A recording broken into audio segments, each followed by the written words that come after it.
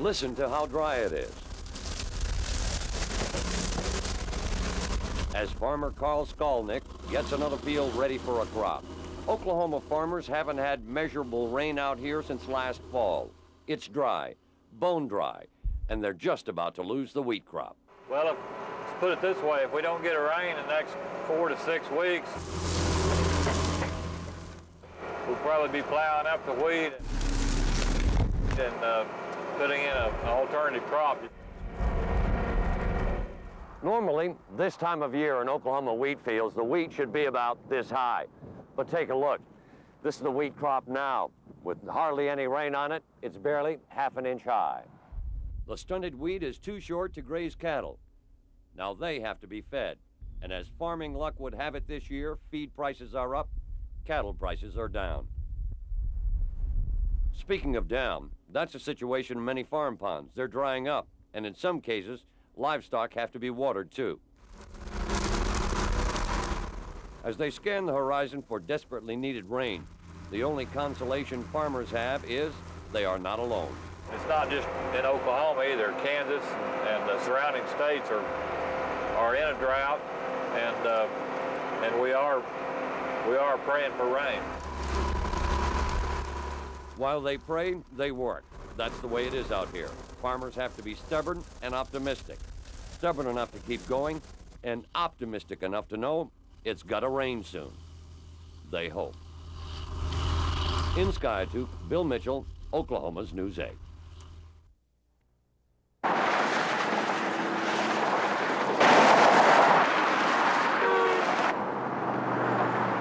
As the traffic bears down the highway this coming Memorial Day weekend, it won't be a holiday for troopers like Phil Guest.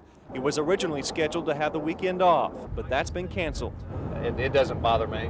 I feel that it's for a good cause. 16 people died on Oklahoma highways last weekend, the highest number Trooper Guest has ever heard of. That's one reason the Highway Patrol is stepping up its efforts for the holiday. The other reason, the higher speed limit law.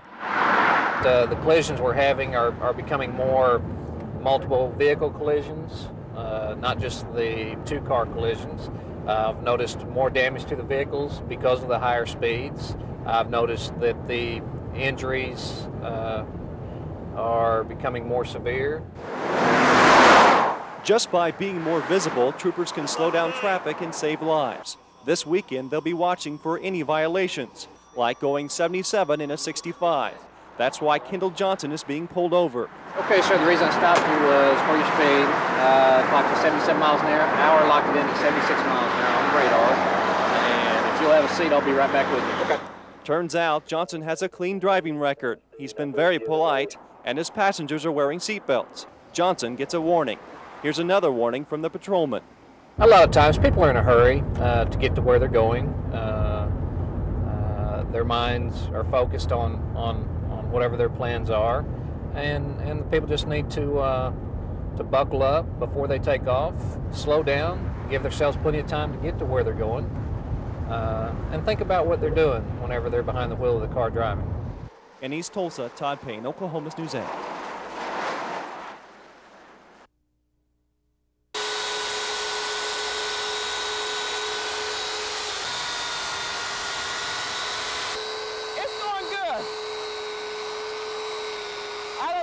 Tell or not, this is a swan.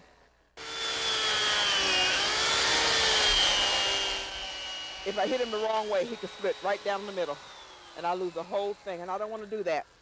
There's no putting him back together again, just like Humpty Dumpty sat on a wall. We like art. We like showing a challenge. It's a challenge, and it's fun.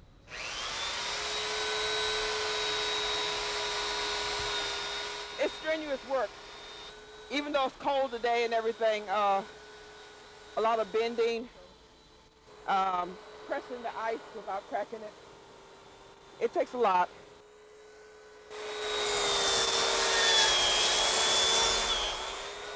To carve a swan out of ice gives me a lot of pleasure. Working with ice, period, gives me a lot of pleasure. And most of us students feel that way.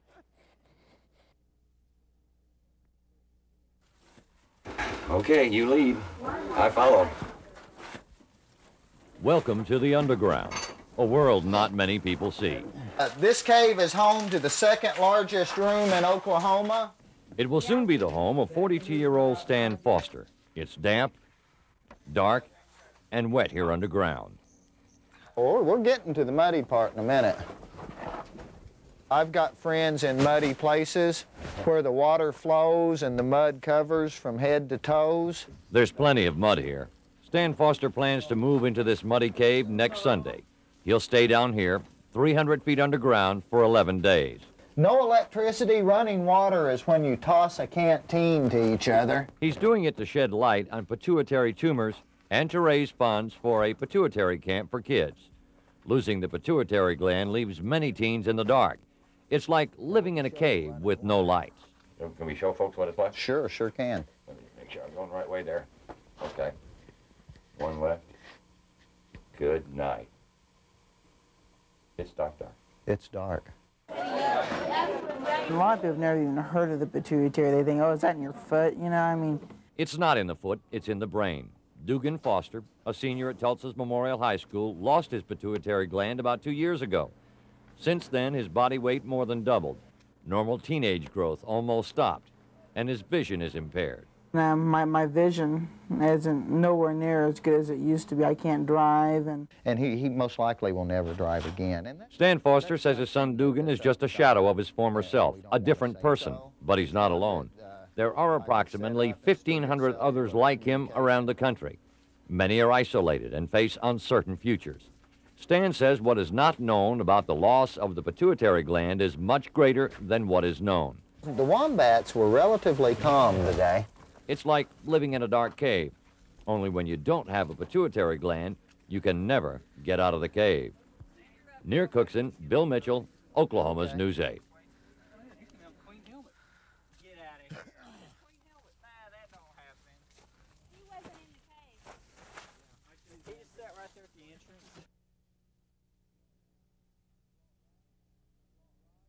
Slot right, 25 reverse on one. Ready? It's Saturday night in Galena, Kansas. Get up, get set, don't move. Down, set, hey! The pitcher Gorillas go up against the Galena Bulldogs. Call it while it's in the air now. Tails. Okay, what do you Tails. call it? You call tails. What is it? Tails. It is a Pitcher tail. wins the toss. They're on offense. Keep your eye on number 60, fourth grader Crystal Williams. We are going to receive. You want to receive. She's a team leader. And this year she's first string captain and everything, and she really enjoys it. You said she wants to play through high school. Yes. Yes, that's what she said. She said she Oh, well, what do you say? I'll let her go as far as she wants to go. On this night, the blonde-haired, green-eyed 11-year-old doesn't go far. She's pulled from the game just before the half with a nagging collarbone injury. Get him, Crystal! Think you just got a knot in there? Yeah. You're going to be okay for the second half? Yeah. Good. But in the second half, Crystal is still favoring the sore collarbone. The pitcher Gorillas finally win, but it's a bittersweet victory.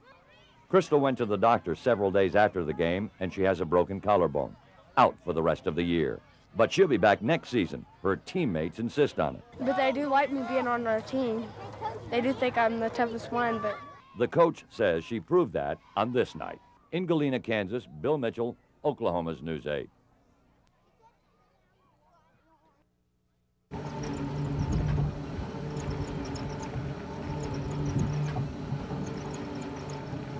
In the Oklahoma oil patch, it's black gold that is once again coming out of the ground.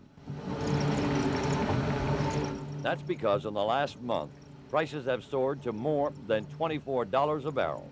We live and die by the price of crude oil and natural gas. Life is good for independent oil man Dewey Bartlett Jr. When people like him do well in business, everyone is helped. It looks like the prices are going to be constant for a period of time. Means we'll probably go out and drill some more. That provides jobs, provides tax revenue to the state, etc.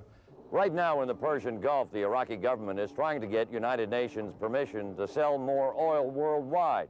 If they're able to do that, they'll be able to put 2 million more barrels a day on the worldwide market.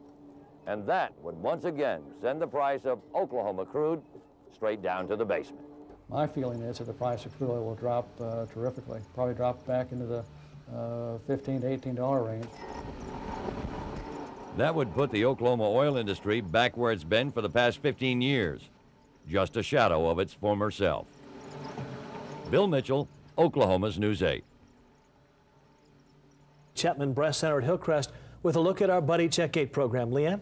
Well, Chuck and Carol, we'll tell you more about the Buddy Check 8 program and how it works, but I am live at the Chapman Breast Center here at Hillcrest Medical Center, and this is the entryway. This is the main reception area when you first come into the center. This is a cancer-fighting facility that will be helping a number of women in their battle against breast cancer over the next year, and that's what we're all about, too, with our Buddy Check 8 program. I'll give you some details on how that works. We want to walk you through this new facility. It's not been open very long, just about a month, and that is the first place that you go. You'll step right on into that room. Down this hall is the first place they will bring you. The thing that's different about this center compared to some centers, it's all under one roof. They'll have a number of different services provided at this facility. Now, this area right here is the locker room area. It's very private. You have an opportunity to change your clothes, put them in the locker. Then they have these little private exam room areas where you can sit and watch videos that show you about self-breast exam, talk to you about lumps and mammography and biopsy. And so you have this little area here set aside where doctors are able to kind of give you some one-on-one information. Quickly, we'll move on down the hall, this reception area, waiting area here, where patients are then brought into the mammo room. And right in here, we have Tammy Foreman. She's a mammographer. Tammy, what happens in this room? We perform screening and diagnostic mammograms in here. This machine is a little slightly different than our others. It has a special filter called rhodium filter, and it senses denser, more fibrocystic breast tissue, and we can visualize through that a little bit better using this equipment. All right, thank you very much, Tammy. We're going to move down to Ashley's room. She's right behind us here. And one more room, the biopsy room. Now, when a woman is diagnosed with a lump, that does not mean it is cancer, but they do have to rule out cancer. And what they do is by doing a biopsy, they are able to decide whether or not the lesion is cancerous. This is Ashley. She's also here with the center. What happens once they come in for a biopsy? They will come into this room, and they will we use this room for routine mammograms. If they are having problems with a lump or something, they will have an ultrasound first. They will come into this room, and this has a special attachment. We'll break down and do a biopsy with them in this room. And so it's all under one roof. That's what makes this center so different. Quickly, I want to give you some phone numbers to call. If you'd like to be a part of Buddy Check 8, there's some numbers that you can call. 585-8000 is the Hillcrest Health Match number. And also, if you're living outside the Tulsa area, 1-800-378-1348. Now, what Buddy Check is all about, we're encouraging women in northeastern Oklahoma to find a buddy, someone that they can call each month and remind them to do their breast self-exam. We'll send you a packet of information loaded with some goodies that will help you walk through breast self-exam and remind you to do that breast exam. We're going to be here tonight at 15th and Utica for an open house. If you have an opportunity to come by, we'll be enrolling people throughout the evening, and we'll be giving you those phone numbers just a little bit later in our newscast. Chuck and Carol? All right, Leanne, it was a very interesting tour. And new tonight at 10, we're